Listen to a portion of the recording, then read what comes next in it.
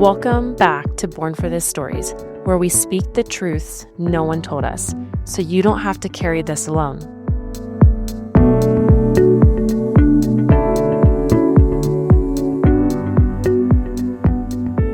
So I'm Dr. Johanna, and we have Peter, and we're back for Born for This podcast. And today we have a special guest. Her name is Broghan, and we're super blessed to have her here. She's going to walk us through her journey with her son's medical diagnosis and what he has, how they navigated that, the ins and outs, and probably the good, the bad, and the ugly. So I'm going to let her chat all about that. Go ahead. Hi, I'm Broghan. I am a mom down here in Florida to three little boys.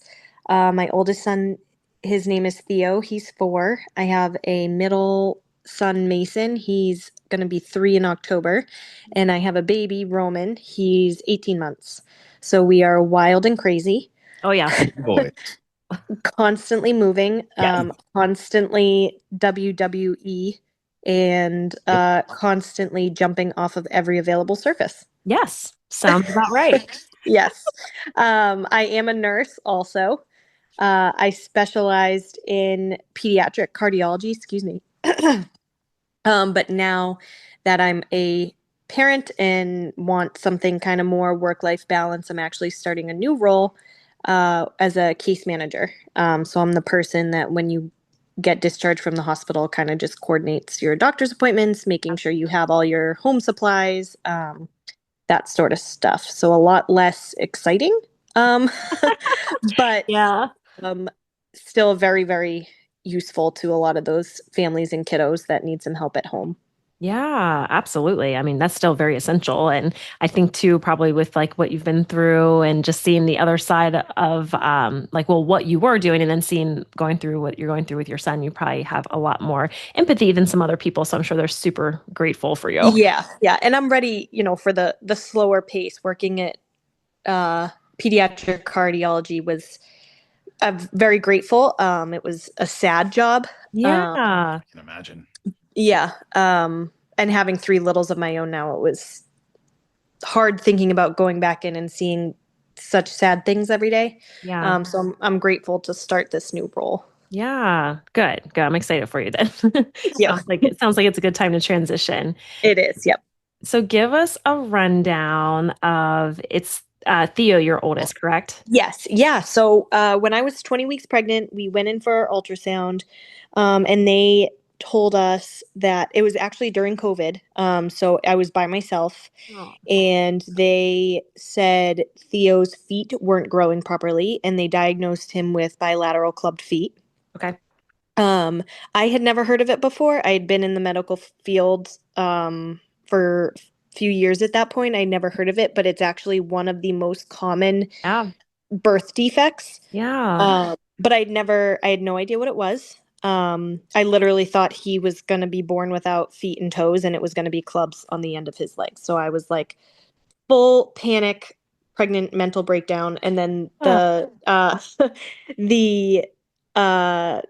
MFM doctor came in and she kind of explained it and was like, it's going to be 4 to 5 years of treatment. It'll be a surgery, casts, boots. And I'm just like totally overwhelmed, right? Because it was my first kid. I was 24 years old. I was by myself.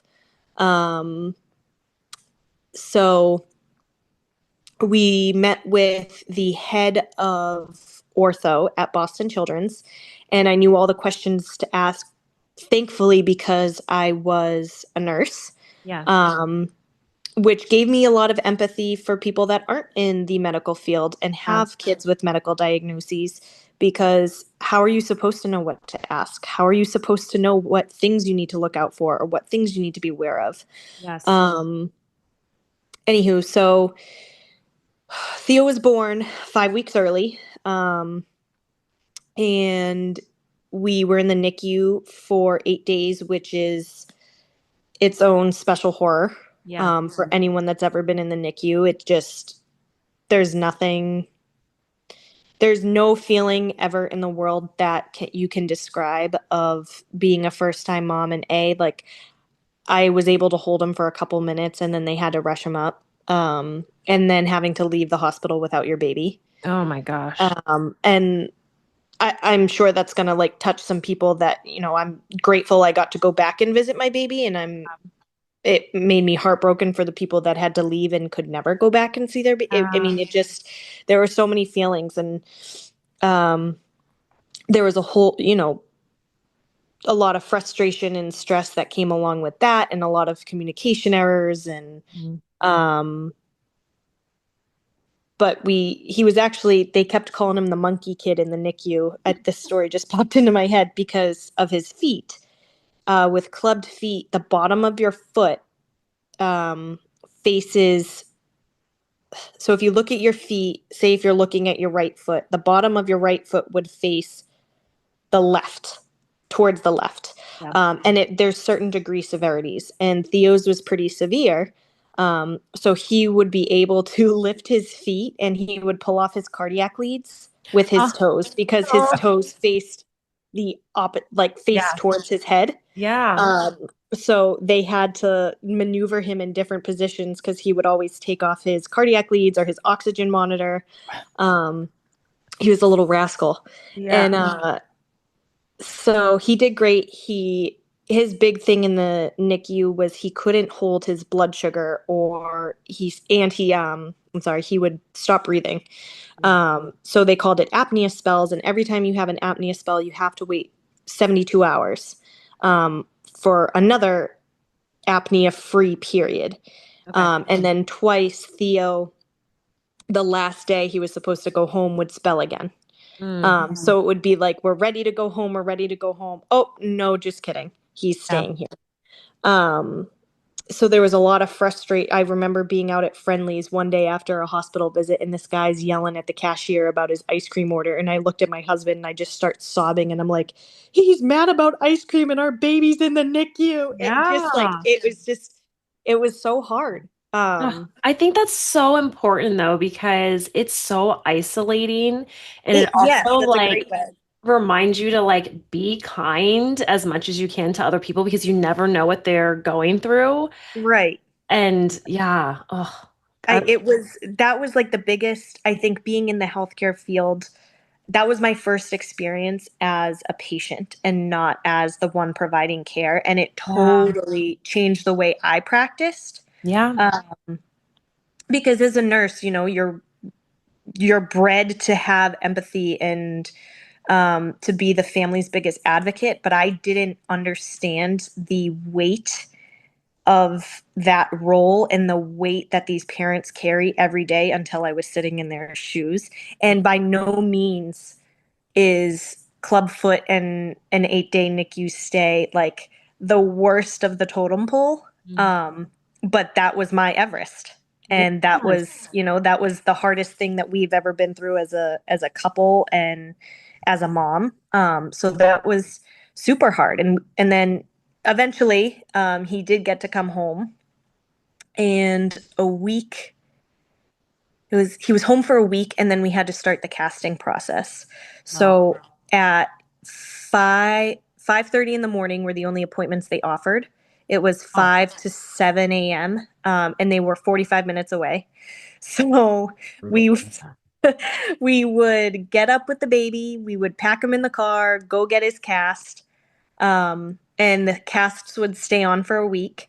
And then when you were home, the morning of your appointment, you would take the casts off at home, wash him down, give him a good scrub. Then you take him right back to the hospital to get another set of casts. Wow, So we did that for 5 weeks.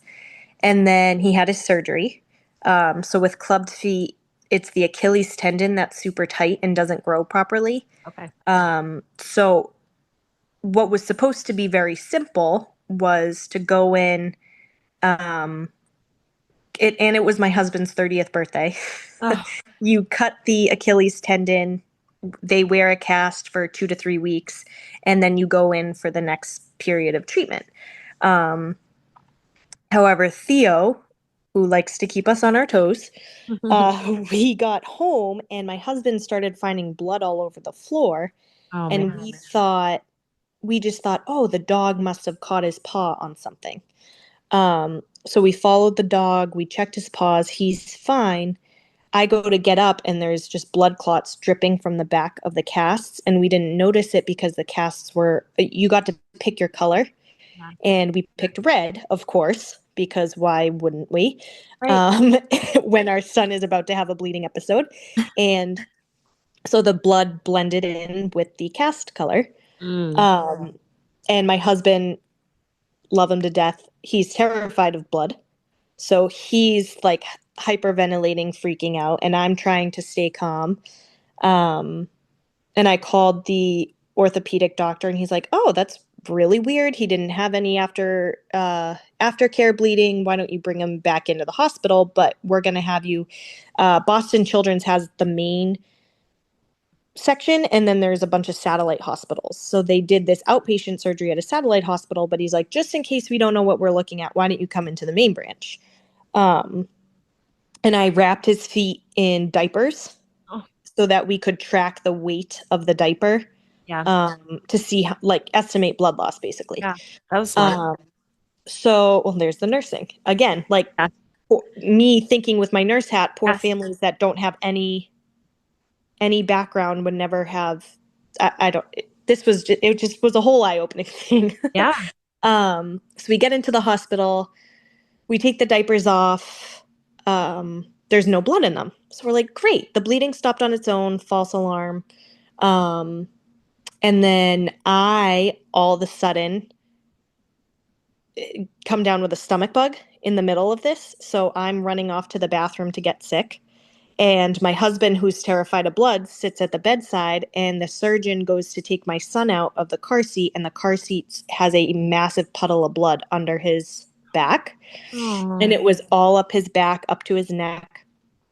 So my husband's about to faint, and I come out of the bathroom and I see the surgeon fully gowned up.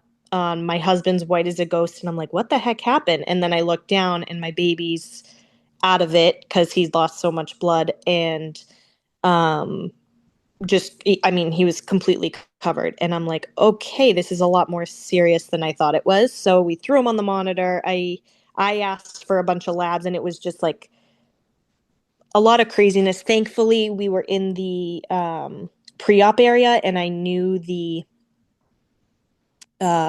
nurse manager because I used to work there Wow. in that area. So she helped us out a lot. Christine, I don't know if you'll ever listen to this, but you saved the day that day. Oh. Um, and he was borderline needing a blood transfusion, and they gave me the option of keeping him or sending him home. And at that point, I probably should have let him stay, but I was so afraid. And I still had that whole NICU trauma of the baby being in the hospital. So I was like, nope, you're not taking the baby. We are going home. We're all fine. Yeah. Um, they took him back to the OR and put in a couple stitches, but basically he just had like a freak episode where either it was nicked by accident in surgery, or just the pressure of him crying after popped open the cut and it caused all the bleeding. But if we had, it was right before nap time that we noticed it, and if we had put him down for a nap, he would not be here. Oh. So we are very grateful that it happened the way it did. Yes. But I mean, we can laugh about some parts of it now, that like it was the perfect storm. It was my husband's 30th birthday. I had the stomach bug. Bug. It was like, Yeah. it was, it was awful. Yeah. So we can laugh about some of it now, but You will never forget that 30th birthday. he will never. And I'm about to turn 30 in a couple weeks, so we're like, let's hope, This is let's his hope this redemption one's through better. you. Yeah. We're like, let's hope this is better.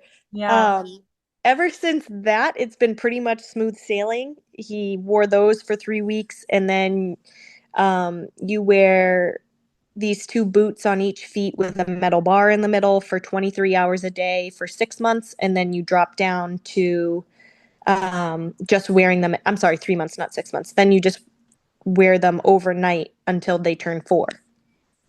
So Theo just turned 4 in April, so we had a big free the piggy party. Oh. Um, and we had like little plastic pigs. He had a pink cake with pretend mud dripped all over it with pigs on it. It was very sweet. That's awesome. Yeah, he has a little regression in one foot, so they're questioning if he'll need further treatment. But thankfully, the surgery that he would need, he can have up until he turns 10. Okay. So we have 5, 6 more years to do some PT, to work on stretching, etc., to hopefully not need that. But he's running, jumping, playing like any other kid. So we're So, grateful. so the Achilles is super short, Super short. Yep. causing the club feet. So Yes. all the bones in the feet are like fine Yep. structurally. And then they do the surgery and they release the Achilles tendon. Yep. It magically connects back together itself. How cool is Okay. that? That was my That question. was my question. Yeah. And then It what just happens? like, Like, do they graft it? Like, what do they do? yeah. Okay. No, Wow. it's like absolutely amazing. This is going to be like my science nerd coming out, but your body just magic like knows how to fix itself, and it just reconnects and grows back together longer. Yeah.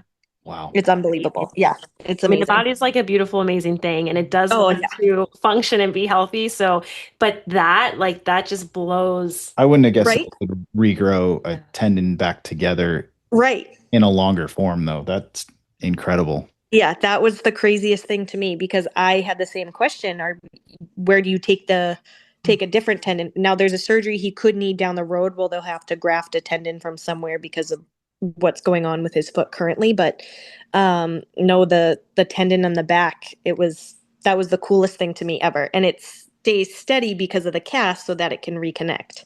Yeah. Yeah. And the doctor, or I'm sorry, the surgeon that we had, he just retired. We had him on his last day of work ever, but he actually trained from Dr. Ponsetti, who is the end all be all of Clubfoot. He came up with the current treatment, and made it so that I think it's up to 97% now of kids with club feet can recover and live normal lives. Wow. Amazing. That's Yeah. amazing. I mean, that was Yeah, it's really cool.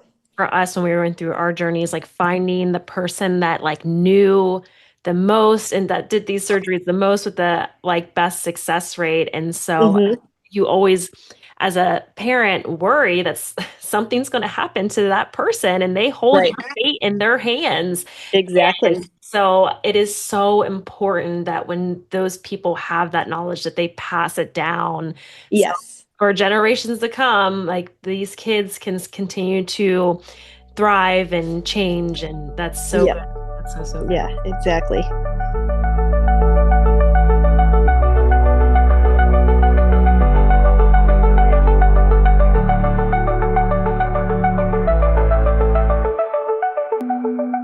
So you were up in Boston when this happened, was that correct? Yes. Yep. Okay. Yep. And you just happened to live up there at the time, huh? Yeah, we were living in Boston at the time. Now we live in Florida, and Yeah.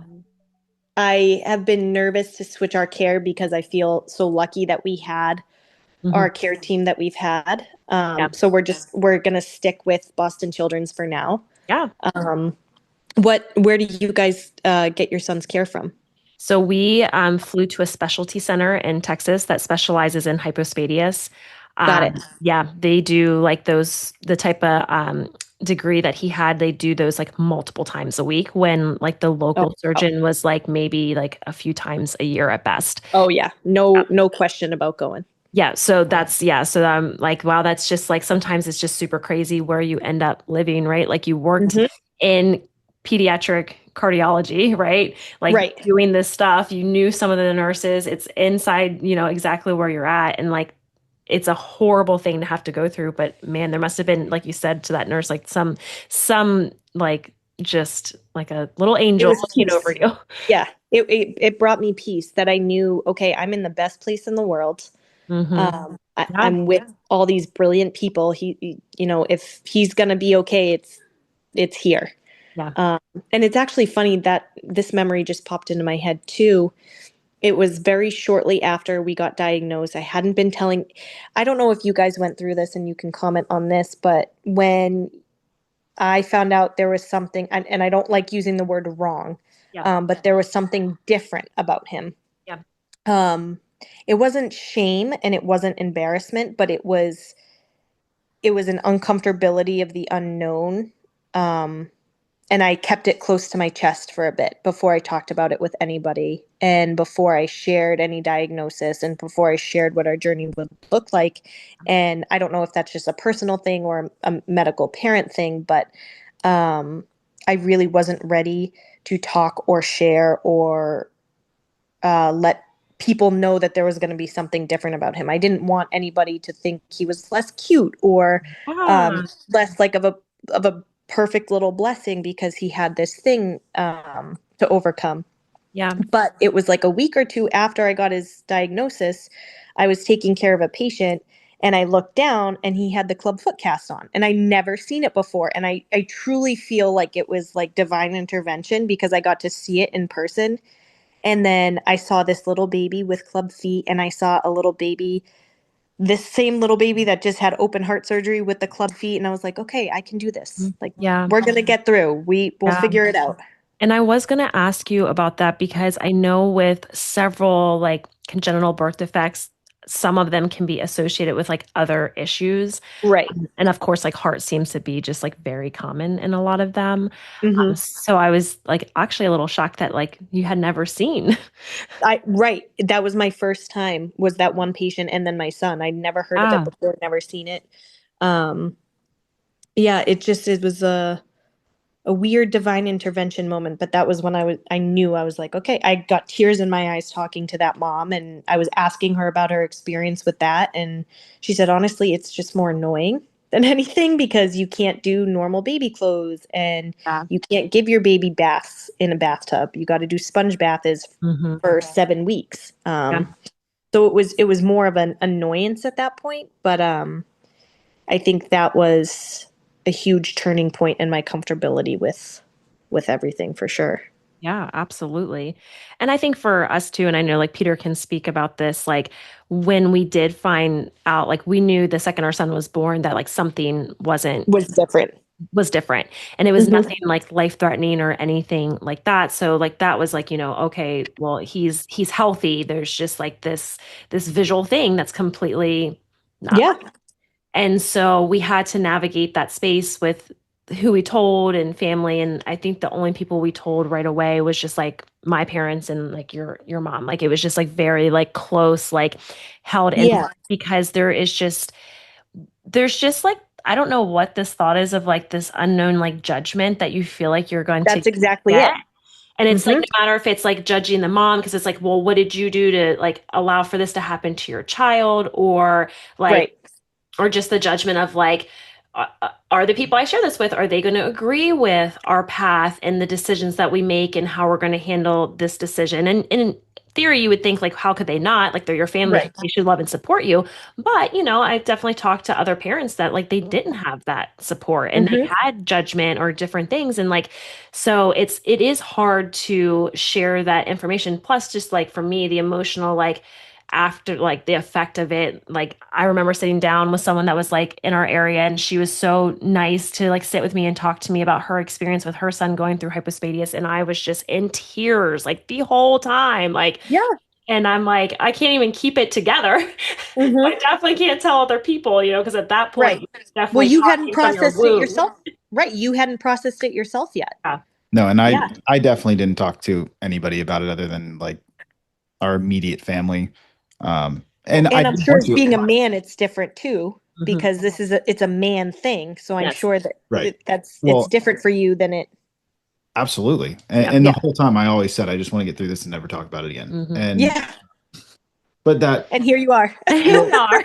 right. And there's a quote that we have heard that it was like talk from scars, not open wounds. And Yes. I think that really resonates with what we're doing. And I think now that up until the podcast, I don't think really any of my friends even knew we had Yeah. gone through anything. I just they knew we went to Texas a couple times, but they didn't really.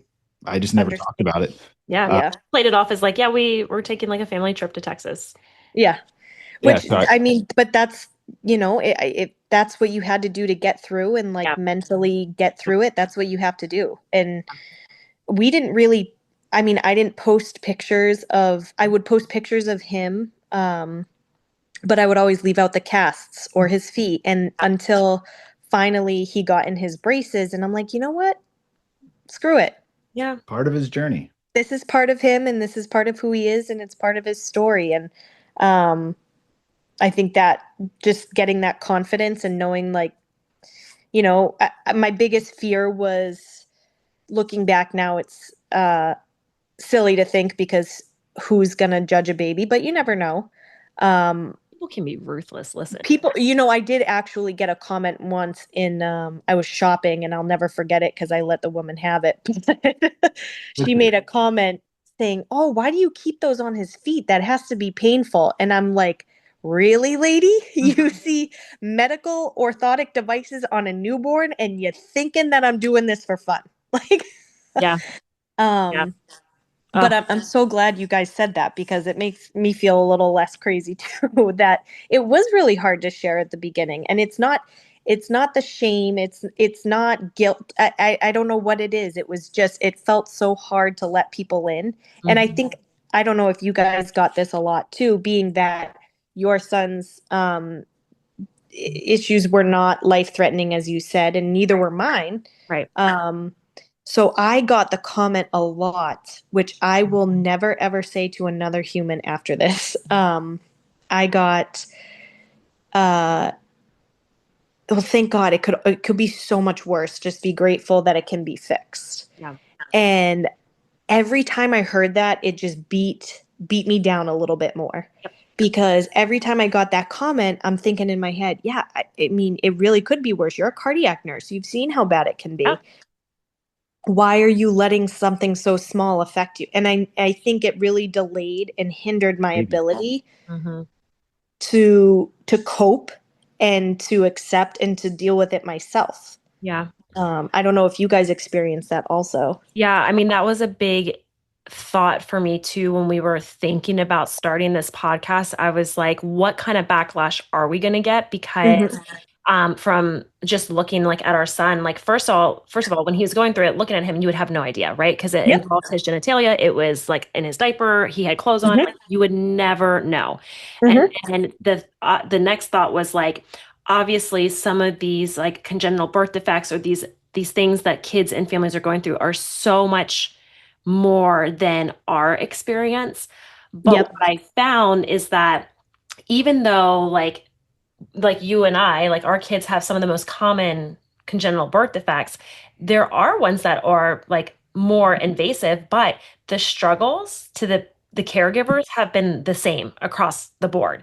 And just because we shouldn't be judging like severity, right? Right. We should just be supporting, like, because we're also not trying to say like, well, our son is just as like his diagnosis was just as extreme as like my kid needing open heart surgery. Like, I'm not saying that at all, but I am saying that the struggles are the same, the isolation's the same, the support needs to be the same, the informed consent needs to be the same, like the questions to the surgeons need to be the same. And that's what, that's where I had to step outside and be like, okay, we're here to be like an advocate for all of those families, because a lot of them are going through the same things. Yeah, we're never saying that what we went through is like the most intense thing you could go through with a child, but it is all relative to an extent. And especially when you're going through it and you've never been you've never been in that situation, and it's still your child, and you love your child as much as anybody else loves their child. But exactly. One woman that we had spoken to recently had a child with hypospadias, but also right before surgeries almost lost her other child. Oh God! And it put everything into more of a reasonable perspective to her, where she was like, if we can get through that, we can get through this. Nothing. We didn't have that extreme trauma to go through and compare it to, but it is all relative when you're dealing with your child. And now it was your first son, right? It was our second. So second. So which is like also crazy, right? Like, I'm interested to hear your perspective. Like, we had our first son, like he didn't have any birth defects, like all good, whatever. We go into this one, we're like, we weren't planning to get pregnant our first time. So it was like a complete surprise. We're planning it this time. I actually spotted a lot my first trimester. Like, in fact, I was like, there's just no way that this is actually going to be a thing. Make it through. We're going to like miscarry. And we were just kind of living in that space for like that first trimester. But I mean, he pulled through, everything was all good and fine. And then, I mean, literally, like I did a home birth. So like homeboy did not want to leave. Like, I was so pregnant. And I was like, no, this kid's going to be good. He's going to be so rock solid. And then we knew, of course, the second that he came out, because like anatomically, you could tell there was a difference. Yep. And yeah, so like I wasn't expecting that. I was just expecting him to look just like our first son. Yep. And I definitely wasn't having to think about having the conversation on why they look different long term because I thought they were going to be the same. Yep. And not like a vice versa where, like we had decided to circumcise the first time, but not the second time. Like, nope. So it Yep. completely threw us for like a whirlwind. I would love to talk to you about like how did that, like going through this with your first, Hmm. what was that like getting pregnant again? I was terrified. Yeah. And my second actually ended up with, I don't know if you guys have heard about this, but it's called hydronephrosis. Mm, So it's the swelling of, or the kidney, on my second son. One of them just didn't drain properly, and ended up growing out of it after uh, he had to have one invasive procedure done, but he did great, and it was very minor. But when you have your firstborn child with clubfoot, it is exponentially higher risk mhm. each child after that, and even higher for boys. Yeah. So my second son came around, found out he was a boy. I had anxiety from the moment I found out he was a boy until that anatomy ultrasound. Before she even started, I was crying. I was laying on the table crying and like almost just prepared myself that yes, we're going to go through this again. And again, it Yeah. wasn't a life or death situation, Yeah. but I remember vividly thinking to myself, how am I going to do this with two kids, Mhm. and the 5:30 a.m. appointments? And I had convinced myself that that's what is happening again. Yeah. But he uh, he did not. And then I felt a little more confident through that one. And our third was quite the surprise to us. And then so waiting for that appointment, I was a little anxious, not super bad. And then when he was anatomically again, I hate using the word normal, but anatomically normal, he was good too. It was a lot easier, but the anxiety from 1 to 2 was significant. Sure. Yeah, I can only imagine because now, like with us going through that with our second, I couldn't even fathom like getting pregnant again and then let alone finding out it was a boy. I don't think I would be able to relax Yeah. until the second that he would be like out. And then to think about how, like, like I feel, probably like you did, like, okay, well, like if you had to go do the 5:30 thing again, like you would do it. And I'm like, if we'd have to do the three surgeries again, like we would do it. But like, do I want to do it? Hell no, I No. don't want to do it. No. I Yeah. definitely do not want to relive that. Right. And especially with more kids now. So Yes. it's more, you know, bags to pack on the plane. It's more Hmm. screaming kids on the plane. It was, Hmm. I totally, yeah, that was exactly. Now, have you guys ever heard, this is just popped into my head, ADD brain for a second there. Have you guys heard of the poem Welcome to Holland? No. So it makes me cry every single time I read it. But it's something I need you guys to read Yeah. when we're done. But someone sent it to me when I found out about Theo, and I was really struggling at the beginning.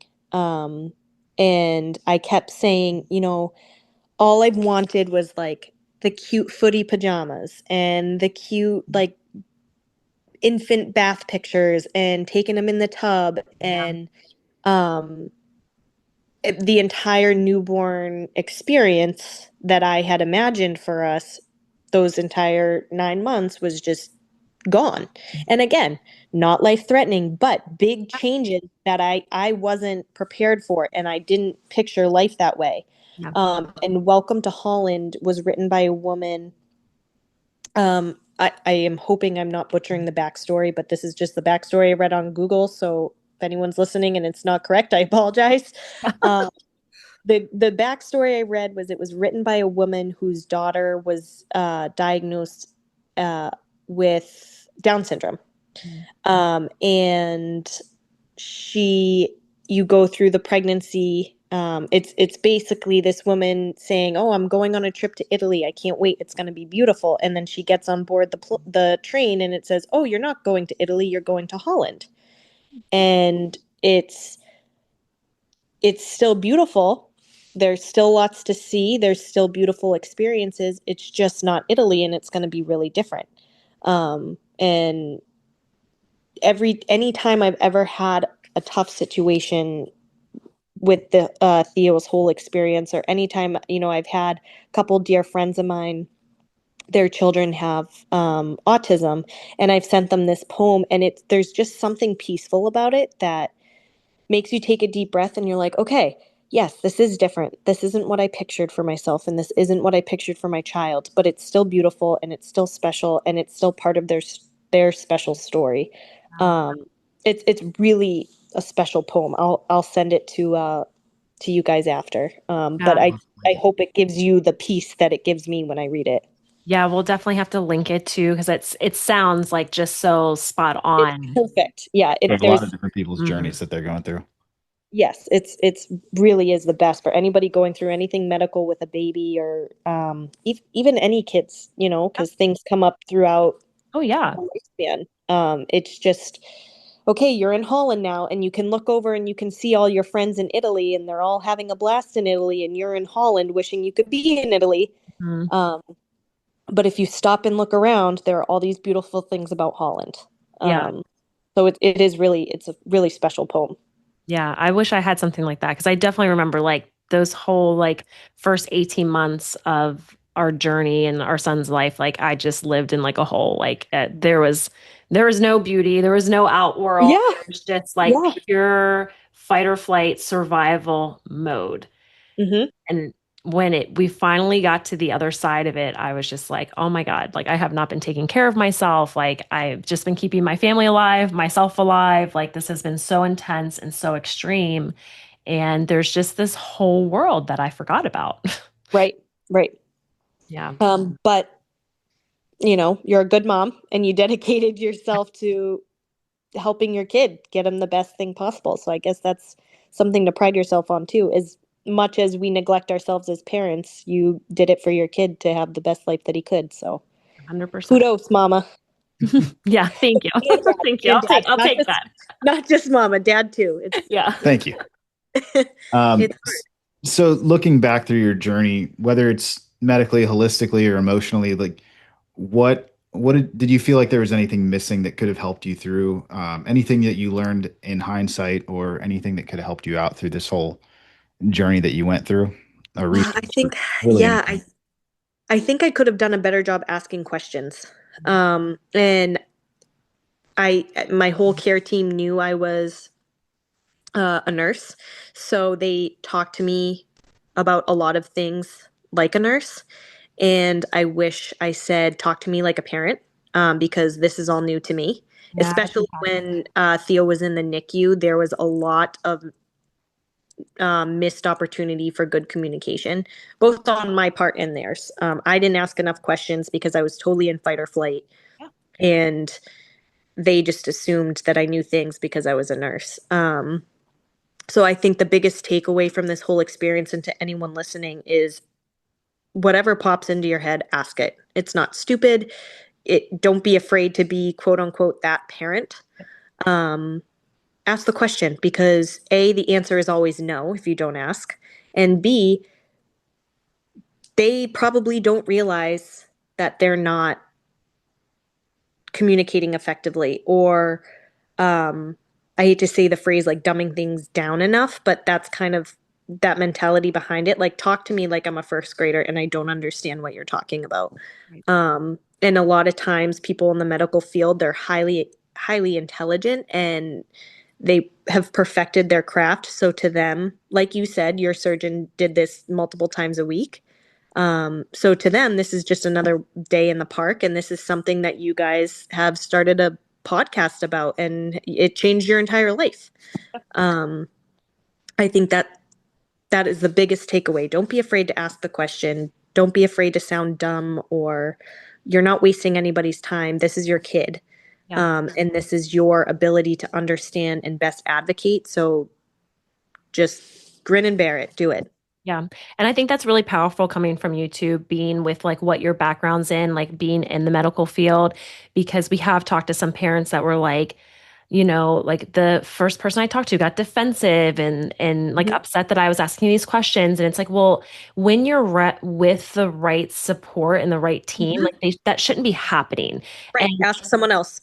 yes. And if anything, it should be eye-opening to that nurse or that doctor that like they need to stop and they need to slow down and remember that you're a parent that's going through something super emotional and that for a second they need to be a bit more empathetic and be able to explain it in a way that you can understand as you're in this fight or flight mode and like you just literally are like in survival. Like I just learned about this diagnosis. I don't know the questions to ask. I don't know how to answer what you're asking me. Like, please just like be empathetic and like give me the information that I'm looking for. Absolutely. Yeah, I mean, I think that's something I've tried to take into anything with me moving forward is this is my first experience, or if I'm talking to a patient, this is their first experience with this situation, and this is my everyday. So trying to be really cognizant of that. Yeah. Yeah, I mean, that was the biggest thing to change for me. So on the other end of that question, what support did you find to be the most helpful through all of this? Did you lean on family? Was there any communities or support groups that you became a part of or anything like that helped you a lot? I found books like child picture books on Amazon about, I'm not sure how they would do it for hypospadias, but it was kids' picture books of kids with clubbed feet. So we started reading those in the house. And then we would, I joined a Facebook group. I don't know, I'm sure they have hypospadias Facebook groups. Those were the bane of my existence because everyone that posts, it is worst case scenario. So Absolutely. I went down so many rabbit holes I didn't need to go down. We did too. Same. So then I unfollowed those groups. I know. We did too. Yep. And I think the best thing was honestly, just anytime I had a question, I actually asked for, which is an appropriate question to ask for anyone listening. You can ask for an email of a care provider in your department that you can reach out to when you have questions. So anytime a question came in my head, I'd shoot off an email. That way I know it was getting to their face and I would get an answer within a couple days. So it wasn't getting put out onto the internet with worst case scenario, which was very, very helpful. Yeah, that's super important. Thank you for sharing that. Okay. Anything else that before we wrap this up that you want to add to this? No, but thank you so much for having me. You guys were our pleasure. Great. I'm very glad we got to connect because this was healing for me too. Yay, we love that. Glad to hear that. Yes. Thank you so much for your time and enjoy your weekend. Awesome. You too.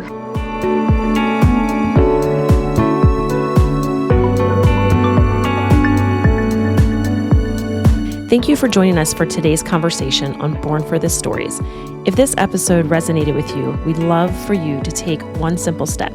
Share it with a friend, another parent, or a caregiver who might need to know they are not alone in this journey.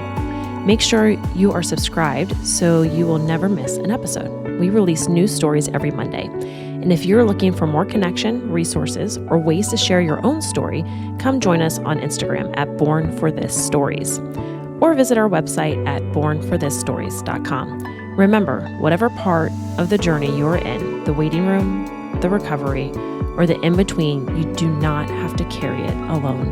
We see you, we stand with you, and never forget, you were born for this.